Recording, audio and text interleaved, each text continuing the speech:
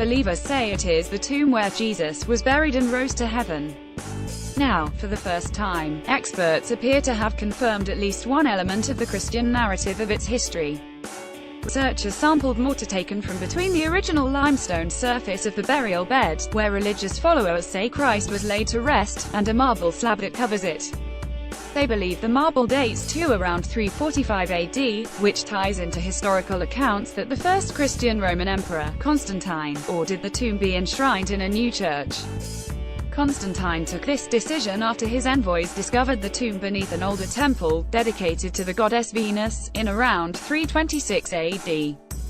The discovery was made by researchers from the National Technical University of Athens who worked to restore the Edicule Shrine, which houses the tomb, at Jerusalem's Church of the Holy Sepulchre.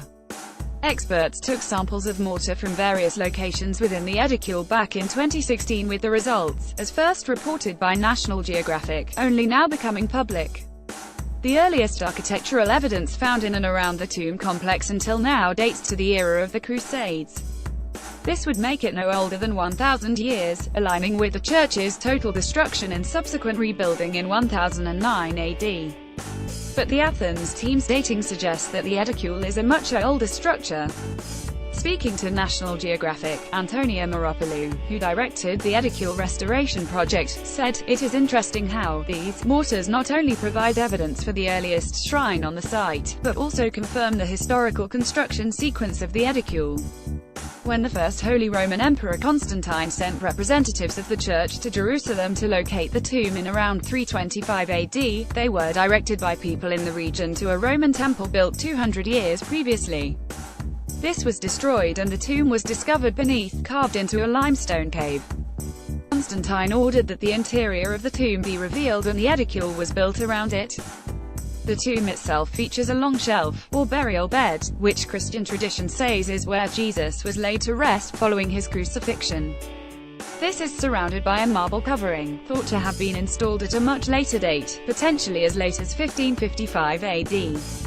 But when the marble cladding was opened on October 26, 2016, during restoration work to the Edicule, an older slab of marble was found resting on top of the original limestone surface of the burial bed. The mortar tested was taken from between this limestone surface and the slab of marble on top of it, which is marked with a cross cut into it. Experts determined that this older marble was installed around the 4th century AD, lending credence to the Christian timeline of events. Scientists also dated the surrounding limestone tomb using 2 brick samples taken from the structure.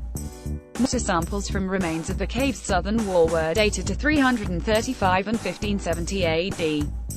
Researchers used a technique known as optically stimulated luminescence (OSL) to make their finding. The method allows scientists to date ancient stone by measuring when sediment was most recently exposed to light.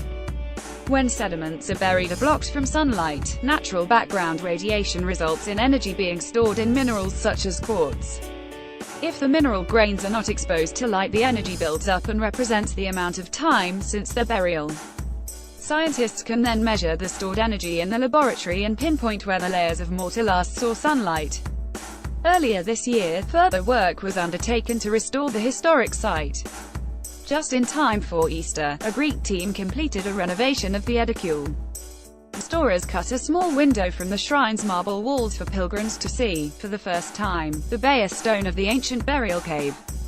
Gone was the unsightly iron cage built around the shrine by British authorities in 1947 to shore up the walls and the black soot on the shrine's stone facade from decades of pilgrims lighting candles.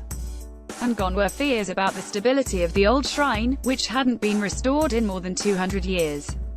If this intervention hadn't happened now, there is a very great risk that there could have been a collapse, Bonnie Burnham of the World Monuments Fund said.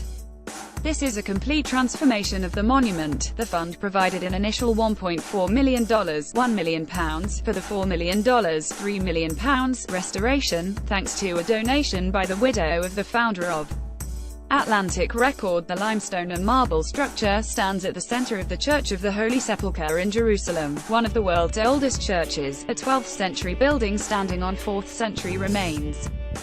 The shrine needed urgent attention after years of exposure to environmental factors like water, humidity and candle smoke. Three main Christian denominations jealously guard separate sections of the church, but they put aside the long-standing religious rivalries to give their blessing for the restoration.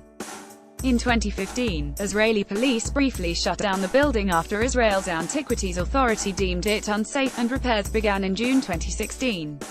A restoration team from the National Technical University of Athens stripped the stone slabs from the shrine's facade and patched up the internal masonry of the shrine, injecting it with tubes of grout for reinforcement.